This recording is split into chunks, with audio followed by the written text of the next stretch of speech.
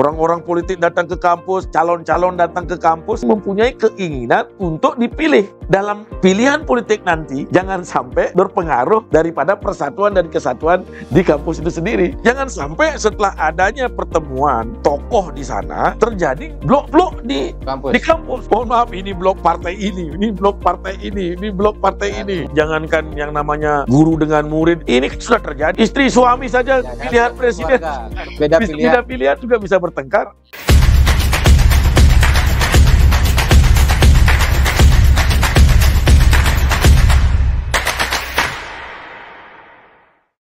Kembali lagi di channel YouTube Hanura Bali Official. Hari ini kita sudah kembali bersama dengan Bapak Ketua DPD Partai Hanura Provinsi Bali, Bapak Kadek Arimbawe yang akrab disapa Lola ya. Swastiastu, Pak Dek. Om Swastiastu. Oke. Terima kasih. Kita bertemu lagi, Pak Dek. Kita kayaknya beberapa hari ini belum membahas persoalan update terkini soal politik. Nah, ini yang ada yang menarik juga pasca putusan MK soal diperbolehkannya kampanye di lembaga pendidikan seperti di kampus atau di sekolah. Termasuk juga belakangan saya dengar ada BEM kampus di Bali sudah mulai mengundang partai politik, termasuk mungkin Hanura sudah dapat undangan untuk bisa menyampaikan gagasan atau debat terbuka lah mungkin bahasa sederhananya di dunia pendidikan. Nah, ini bagaimana Hanura menyikapi adanya putusan MK? Mungkin ada plus minusnya dulu, baru bicara kita kesiapan Hanura Bali seperti apa. Terima kasih.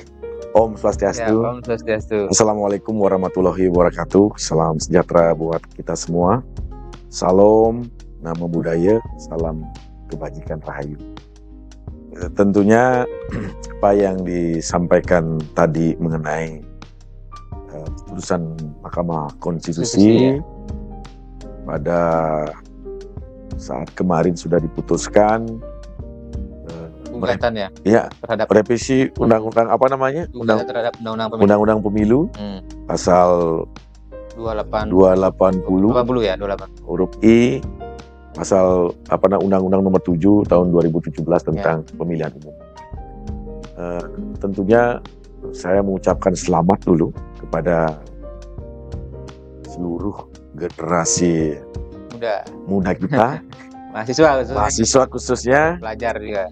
Tentunya yang lagi kemarin heboh ini kan Universitas Indonesia yang menantang begitu kan. Nah, inilah generasi muda kita. Kritis dan sangat luar biasa.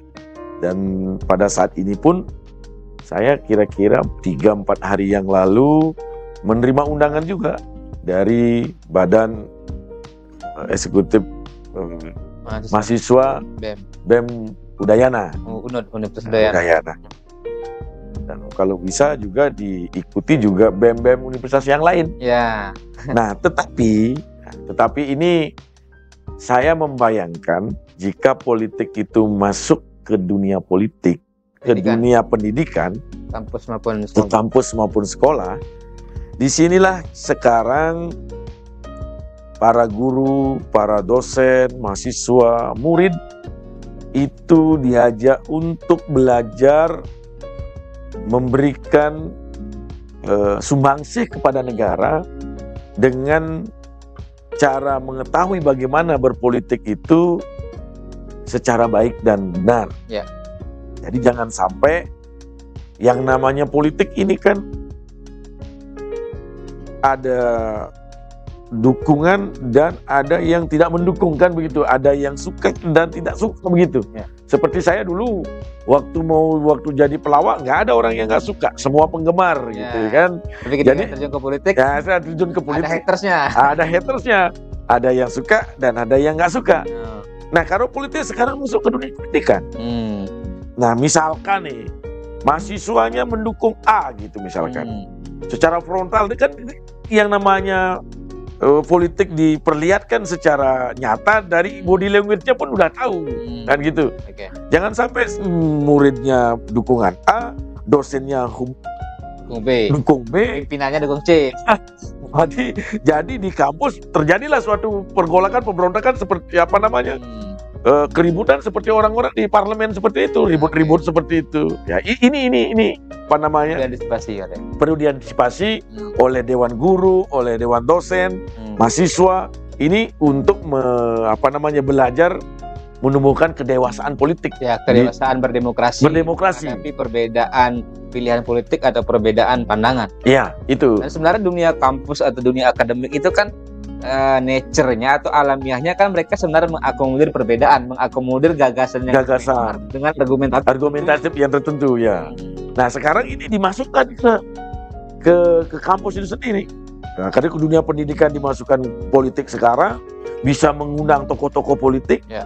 Yang tentunya kalau sudah mengundang tokoh politik berarti dia ingin mempengaruhi mahasiswa yang ada di sana. Ya, pasti kampanye kan tujuannya ujung-ujungnya agar keterpilihan. Nggak mungkin kampanye nggak ada tujuan agar dipilih kan gitu. Iya, jangan sampai sekarang, makanya saya kemarin sudah sampaikan dengan staf di kantor, di DPD, coba hubungi pihak panitia BEM jika ingin mengundang saya datang ke kampus, jangan bicara monolog sendiri.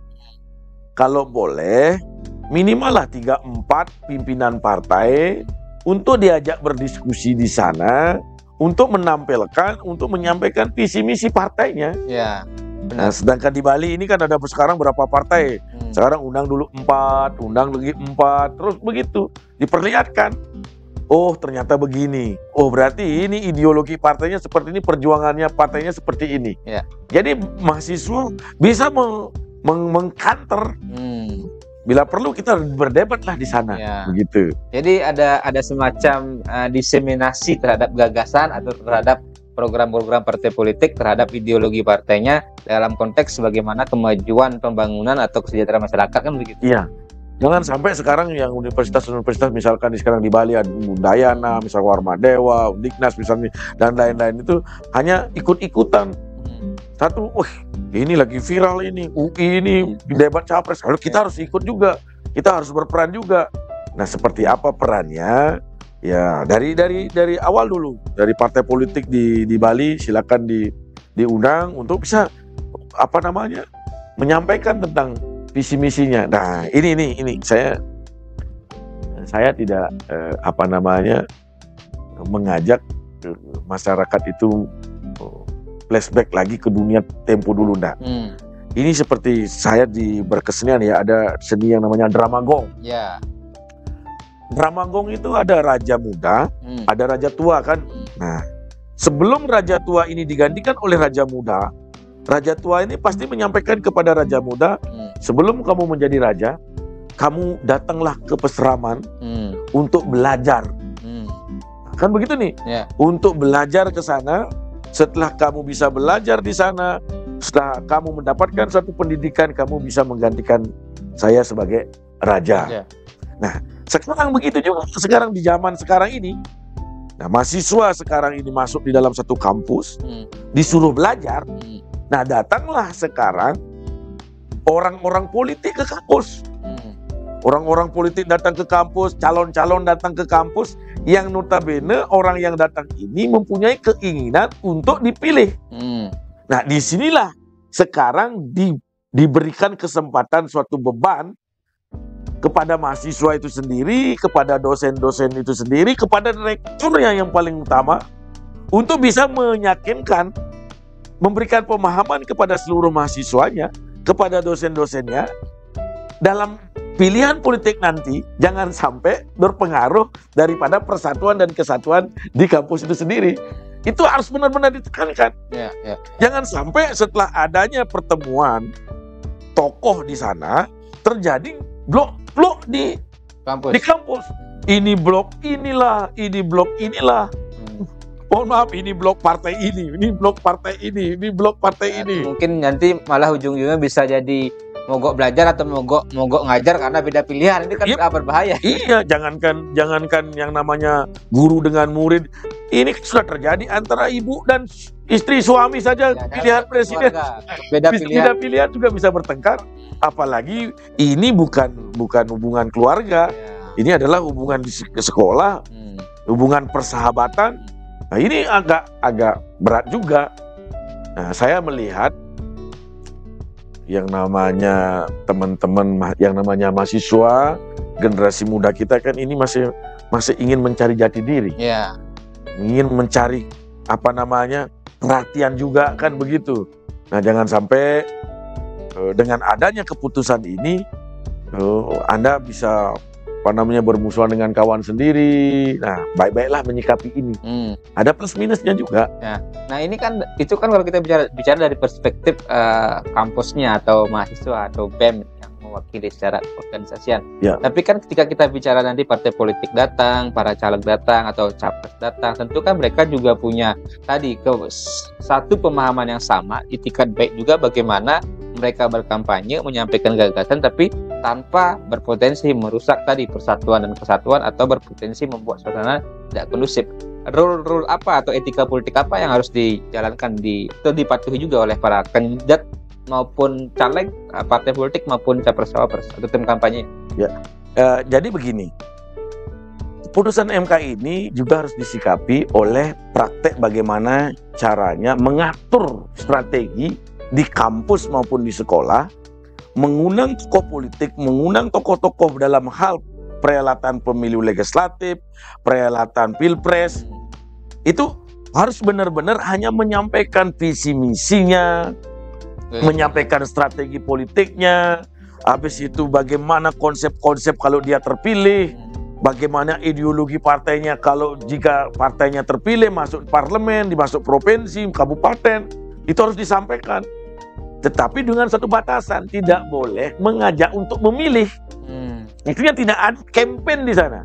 Artinya secara eksplisit tidak ada. Eksplisit tidak boleh mengkampanyekan diri nanti memilih begini dengan janji begini, visi misi seperti ini. Tidak boleh.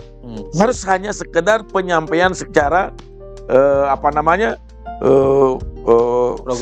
program ide gagasan yang bisa diterima oleh mahasiswa. Bisa diuji juga kan begitu. Diuji oleh mahasiswa.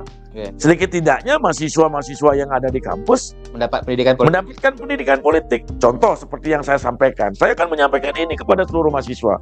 Misalkan saya datang ke UNUD. Sebelum saya datang ke sana saya bisa sampaikan di sini. Teman-teman, adik-adik semuanya, ayo kita berjuang bersama. Ini sudah beberapa periode DPR yang ada sekarang. Nah, kalau nantinya Hanura diberikan kesempatan untuk duduk di parlemen, kembali duduk di parlemen selaku anggota DPR mewakili masyarakat, selaku anggota dewan, yang pertama yang ingin ajak mahasiswa itu, ayo kita sampaikan kepada seluruh masyarakat untuk bisa mengetahui transparansi anggaran ini gitu loh. Ya, buka-bukaan lah. Buka-bukaan. Nah, jadi mahasiswa saya kasih tahu, bila mana nanti kamu, adik-adik mahasiswa, begitu juga Pak dosen, begitu Pak Rektor nanti siapa tahu ingin mencalonkan DPR RI. Calon DPR RI. Ini kalau DPR itu begini. Ini kan juga saya nggak sebut ya, ini salah satu baru masuk namanya ada salah satu pimpinan perguruan tinggi swasta di Bali yang nyalek juga ke DPR RI. Mungkin pada sudah tahu lah, tapi kita nggak usah lah buka. Iya, jadi kan kita bisa menyampaikan. Ini mumpung mahasiswa ini kan orang vokal ini ya, semua orang generasi muda kita yang luar biasa, apalagi pemilih milenial itu 52%. Pemilih milenial sekarang itu mahasiswa ini kan dia mempengaruhi keluarganya bisa kan begitu. Jadi kesempatan juga saya tunggu ini momen ini. Tunggu momen BEM UNUD undang saya, tunggu BEM udah Warmadewa, Undiknas, kampus-kampus politik. Ayo, saya mau. Jadi makin banyak orang generasi muda yang saya kasih tahu bahwa DPR itu bagaimana, kerjanya seperti apa, yang dia dapatkan apa, ini haknya masyarakat apa saja, haknya dia sebagai anggota dewan apa saja, biar mahasiswa tahu gitu loh. Ini kesempatan saya sangat senang sekali. Tetapi dengan satu catatan, minusnya juga ada. Jangan sampai perbedaan politik yang ada itu dimasukkan ke hati oleh mahasiswa, oleh dosen, sampai nantinya mendapatkan suatu saling tidak suka antar mahasiswa, antar dosen. Coba bayangkan kalau dosen nggak senang sama mahasiswa beda pilihan, nilainya gitu kan kacau juga kan. Bener nggak? Kalau misalkan sekarang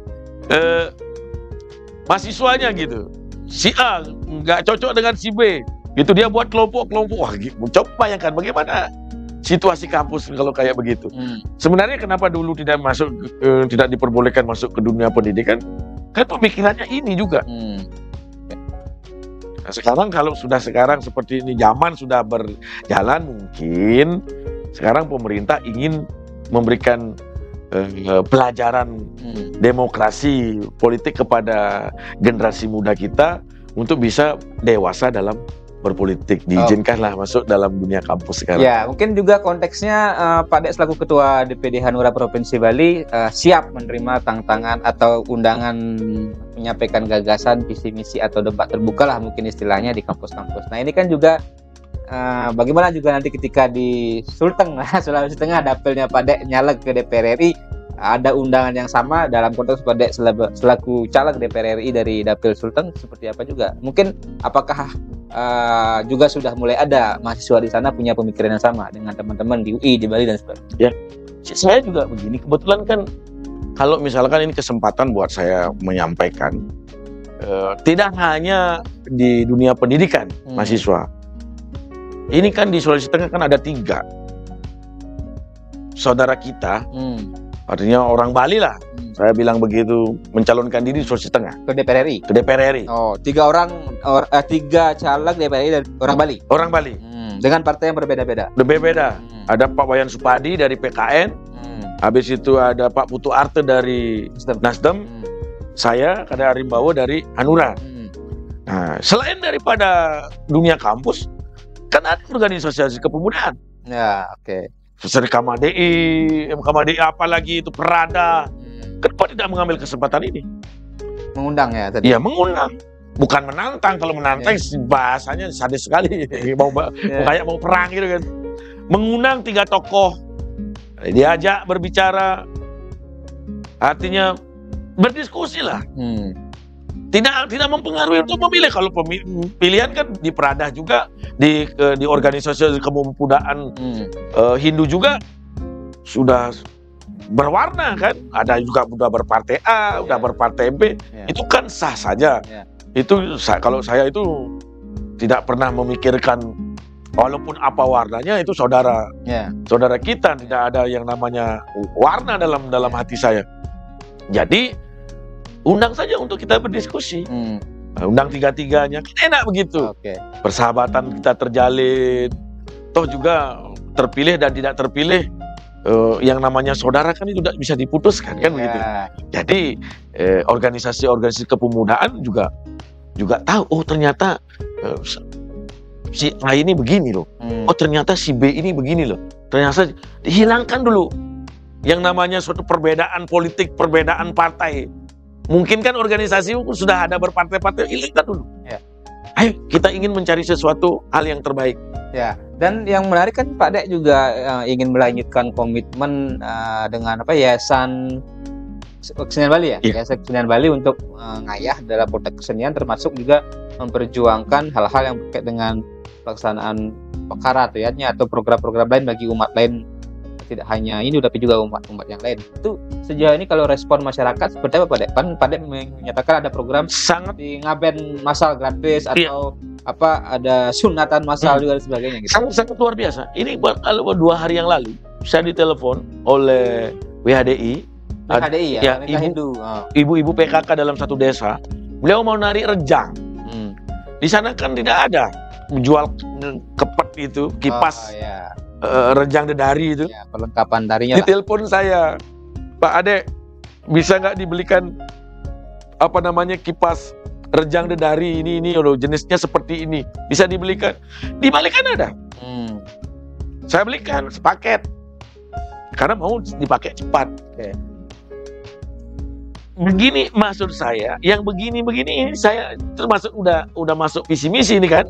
Oh, saya harus buat visi misi ini. Nah, jadi saya punya visi ke depan di masing-masing kecamatan. Yayasan Kesenian Bali yang saya punya, saya akan dirikan, menyiapkan di sana seluruh perangkat yang namanya tari, pakaian tari semuanya ada di sana.